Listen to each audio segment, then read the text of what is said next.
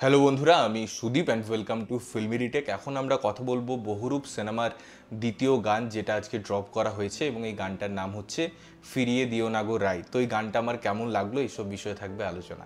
দেখুন, এই গানটা নিয়ে যখন কথা বলবো দুটো ডিপার্টমেন্টে আমি ভাগ করছি। প্রথমেই যদি অডিও নিয়ে কথা বলতে হয়, অডিওটা তিমির এবং সোমলতা গেয়েছেন এবং অসাধারণ গানটা, কম্পোজিশন, তার সুর, তার লিরিক্স, তার মধ্যে যে ওয়ার্ডসের ইউজ করা হয়েছে সেগুলো শুনতে খুব ভালো লাগে, ওয়েল সিঙ্কড।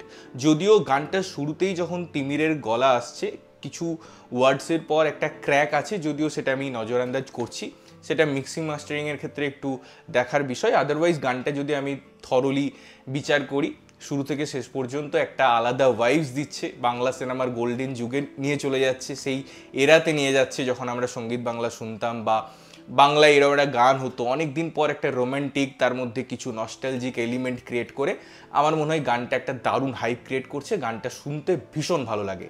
এবারে যদি আমি এর অডিও পার্ট ছেড়ে এর ভিডিও বা তার সিঙ্কের কথা বলি, ভিজুয়ালসের আমি যদি বিভিন্ন দিক নিয়ে আলোচনা করি, প্রথমে কিছু জিনিস আছে যেগুলো খুব সুন্দর। প্রথমত, একটা রুমের মধ্যে ভ্যারিয়েশনস নিয়ে আসা, তার মধ্যে ওই জায়গাটাকে অ্যাচিভ করা, সেই জিনিসটা রিচ করা, ইটস ভেরি টাফ জব। কারণ আমি লাইটিংয়ের মধ্যে ভ্যারিয়েশনস দেখাচ্ছি, খুব কম সেই জায়গাগুলো অ্যাচিভ করারও জায়গা থাকে, এবং যেহেতু একটা ক্লোজ রুমে পুরো কোরিওগ্রাফিটা হচ্ছে, সেখানে বিভিন্ন পোজ, সেখানে বিভিন্ন রকম রিদমকে ক্রিয়েট করা, বা আমি যদি তার কোরিওগ্রাফি নিয়ে কথা বলি সেখানেও সেই জায়গাগুলোকে অ্যাচিভ করা টাফ, বাট তারা খুব সুন্দরভাবে সেখানে সেই জিনিসটা ফুটিয়ে তুলেছে। কখনো সোহম সেই লিরিক্সের লিপসিঙ্কও করছে, কোথাও সেটার যখন হাইপ উঠছে বা যখন এটা একটা বড় জায়গা, বিগার পরিসরে পৌঁছাচ্ছে, সেটাকেও যেভাবে স্টেজিং করা হয়েছে দেখতে বেশ সুন্দর লাগে। ইমোশন ওয়াইজ এবং পেয়ারিং ওয়াইজও সেটা দেখতে ভালো লাগে এবং সেটা একটা আলাদা জায়গায় পৌঁছায়। বাট এই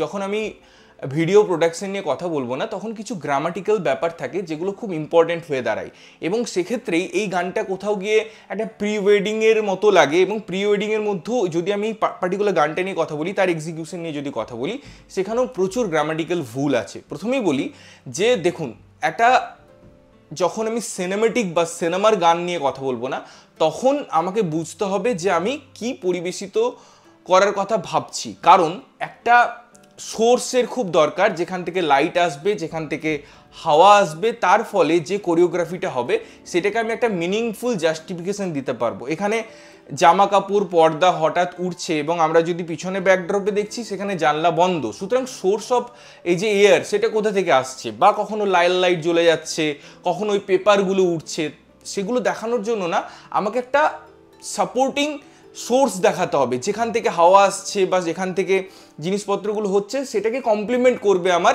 এক্সিকিউশন বা সামনের জিনিসটা। তাহলে ওই যে কন্টিনিউটিটা থাকবে বা যে একটা মিনিংফুল ব্যাপার থাকবে সেটা জাস্টিফাইড হয়, যেটা এই ভিডিওর ক্ষেত্রে হয় না।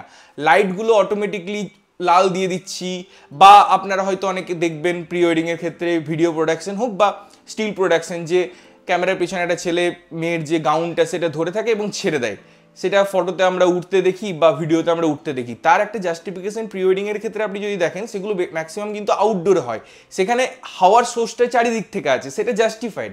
বাট একটা ক্লোজ রুমে যখন সেটা দেখাচ্ছেন, সেই জিনিসটা আপনি অ্যাচিভ করতে চাইছেন, তখন আপনাকে ওই সোর্সটাও দেখাতে হবে, নাকি শুধুমাত্র একটা ভিডিওতে ভালো লাগছে জিনিসটা দেখতে বলে আপনি করে দিলে তার কিন্তু একটা লজিক থাকবে না। এবং আমি মনে করি যে যখন একটা প্রোডাকশন ভালো হচ্ছে, এটার প্রোডাকশন নো ডাউট ভালো, পুরো ভিডিওগ্রাফিটা দেখতে ভালো লাগে, সিঙ্ক হয়, তখন আমার এই ছোটো ছোটো জিনিসগুলো যখন লুফোলস হিসাবে ধরা পড়ে, আমার বেশ একটা খারাপ লাগার জায়গা ক্রিয়েট হয়। আদারওয়াইজ গানটার কিন্তু ওভারঅল সিঙ্ক আমার মনে হয় ভালো হয়েছে, সোহমকে দেখতে ভালো লাগে, তার ইমোশন অনেকদিন পর সেইভাবে হোল্ড হয়। তো আমি বেশ আশাবাদী সিনেমাটা নিয়ে। তোমাদের কেমন লেগেছে গানটা অবশ্যই কমেন্ট করে জানিও। ততক্ষণের জন্য ভালো থাকবে, সুস্থ থাকবে এবং সবসময় ভালো জিনিস দেখবে। চ্যানেল যদি প্রথমবার দেখছো, লাইক কমেন্ট শেয়ার করতে হবে, সাবস্ক্রাইব করতে হবে, যাতে প্রত্যেকটা নোটিফিকেশন তোমাদের কাছে পৌঁছায়। দেখা হচ্ছে অন্য কোনো ভিডিওতে, ততক্ষণের জন্য টাটা।